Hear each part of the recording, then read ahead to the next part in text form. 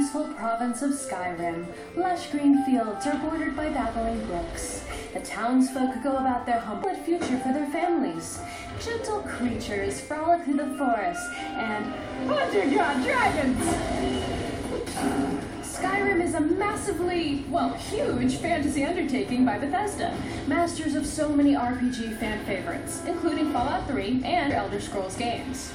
With that lineage, game director Todd Howard has got the dragons right in the palm of his hand. He explained just a few of the ways you could spend more than 300 hours in the Elder Scrolls V Skyrim.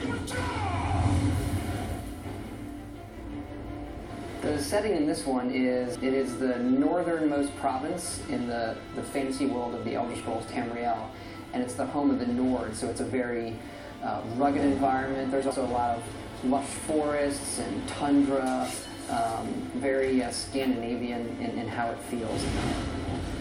We treat each Elder Scrolls game as its own. They each have the same goal, which is to have this big, huge, open fantasy world where you can do what you want, but they're each their own story, and the history of the universe just kind of builds each game, but they're sequels in the way that people are used to. In fact, the events of Skyrim take place 200 years after we last left Tamriel. A lot has changed in that time. For example, there is a very angry god, Alduin, who plans to eat the world. And in all that chaos, mythical dragons have reappeared, looking to eat, well, everything else. The fate of it all is in the hands of a certain dragonborn hero. But even though each gamer has the same ultimate goal, your path is unique. There's a lot of points in the story where your decisions, who you want to side with, affect the events that are going to happen. And then, because I did these dungeons and you did these, this new quest is now going to tailor itself differently for me than it is for you. And it's not just the quest lines and NPC interactions that are tailored just for you. It's coming loose. I can feel it. Fighting also reflects your individual playstyle. Sword flourish.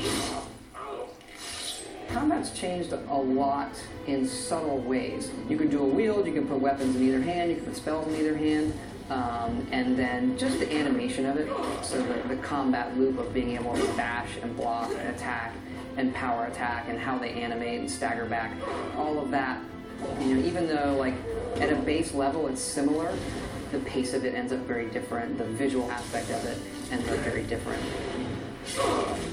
We have all of the 10 classic Elder Scrolls races, from the Dark Elves, the Wood Elves, the other beast races like the Orcs, Khajiits, Argonians, then the human races. As far as we've now made the system classless, so you don't start the game and pick a class. You have all 18 skills, and then you just use them.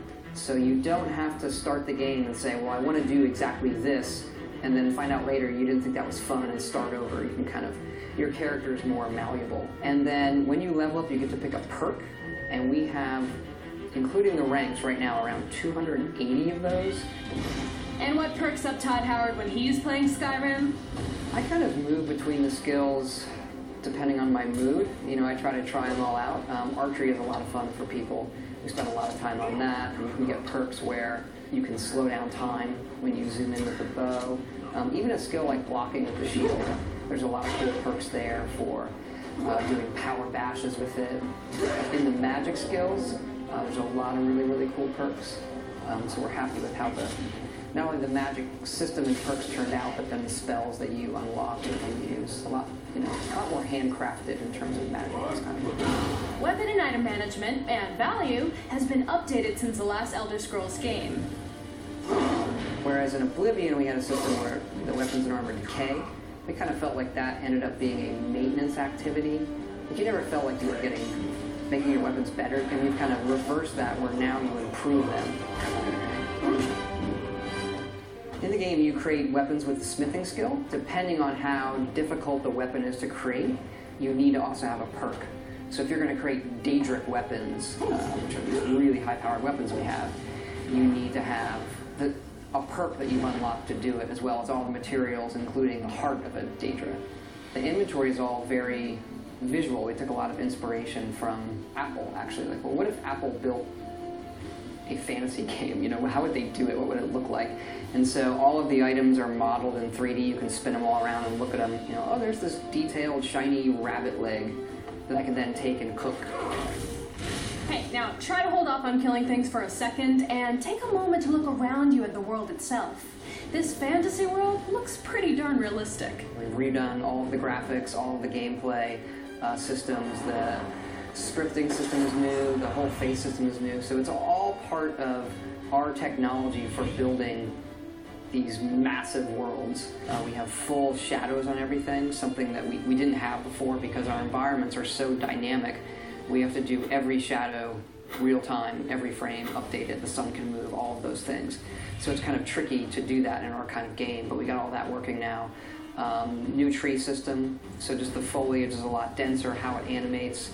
New water system, the rivers have flow. So just there's a little joy in fighting somebody and the guy dies, he falls in the river and you watch him float on down. And then the clouds, our clouds actually have normal maps. So when the light hits the cloud, it reacts in a way that you would expect, because all of our time of day and weather and all of that is dynamic. Like the aurora borealis, so there's a random chance when the sun sets or at night, a certain time of day, the auroras come out. And still, when I see that in the game, I'm like, I just stop. Oh my god, that looks awesome. We definitely agree. All that obsession and attention to detail from the entire Bethesda team has paid off. From the smallest leaf to the biggest dragon, you can get lost for hours in this massive world and enjoy every second of it. So call in sick and turn off your cell phone. Skyrim is coming, and you've got a world to save.